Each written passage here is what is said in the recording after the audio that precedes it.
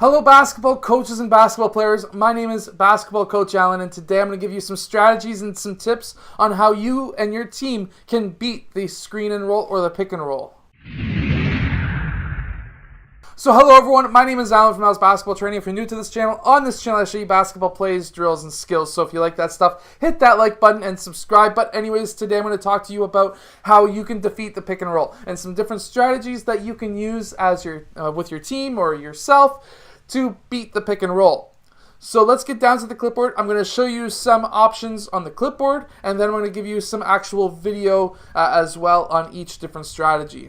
Okay, so I'm just going to use the 5-out offense to give you some simple ideas. So for one, there's what's called the hedge, which is when player 3, his defender, instead of rolling or staying below the screener, he actually hedges out so that it stops player 1 from driving towards the rim.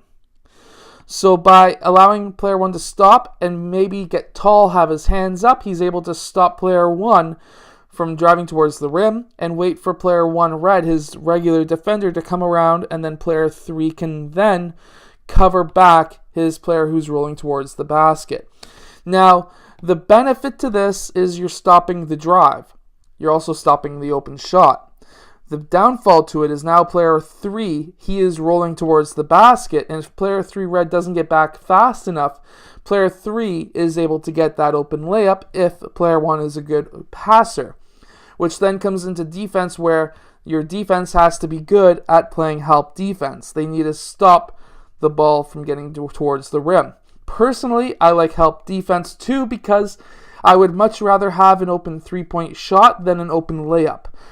These tend to get lower percentages than these. That's why. The next strategy is the switch. So if you got two players, and you see this a lot with the Raptors and many NBA teams, where you've got multiple players who can guard multiple different players. So for example, you might have somebody like a LeBron James who can guard pretty much anybody on the court, or you could have somebody like a Powell who can pretty much guard anyone from 1 to 4. So, or you might even have somebody like a Kyle Lowry who can guard a 1 or a 2 and sometimes even a 3. And very occasionally a center, which don't worry about that. But if you've got players who can guard multiple positions, you could have that screen, you can have that roll still happening, but these guys will just pick up and it doesn't matter, and it covers that screen and roll. Now, the downfall to it is if you have a point guard who has, let's put a center over here just for now, and you have a point guard having a center screen for you. Let's say he is 6'7", and your point guard defender is like 5'11". You now have a huge mismatch if you switch off, and which is what they want as well. That's another thing that's good about screen and rolls, where now you just have a gigantic guy who's posting up your smallest player.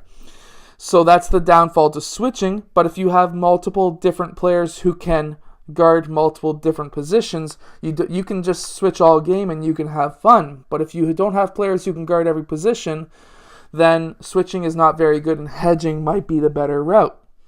Now, if you've got a player, let's say player 1 has that ball again. Now, if you have a player who is a very good cutter towards the rim, and maybe a point guard who isn't a very good shooter, then, and possibly not that great of a driver either, but what we're really worried about is shooting. If we have player 5 who's screening for player 1, instead of hedging, what you could do is have player 5 take 1 to 2 steps back so that player 1 can go under the screen and possibly fight over the screen. And if player 5 rolls after that, then what's going to happen is these players are still on their players. We don't have to worry about player 5 cutting towards the rim. If this guy is somebody like Kevin Durant, who is really good in the screen and roll and really good at driving towards the rim, but you might have your 12th man as a point guard offensively, then defensively this would be a better option, because now you're covering that role and you don't have to worry about that opponent's team's point guard, because if he can't shoot, just let him have the open shot. Now, a very good strategy that I implement with my team is to name the different kinds of screens. So if I have a player who's going to switch off, we're going to call switch, and I'm going to be having my players call that on the floor. I want communication on the floor. If we're having a hedge, I want my players to yell out, hedge, hedge, hedge, I got hedge, because now everyone else on the court knows, hey, I might need to go play help defense. And then if there's a player who's going to take a 1 to 2 steps back, I'm going to say, go under, because then I am giving him space to be able to go under the screen. Or he could go over, but at least he knows that you're not going to be hedging.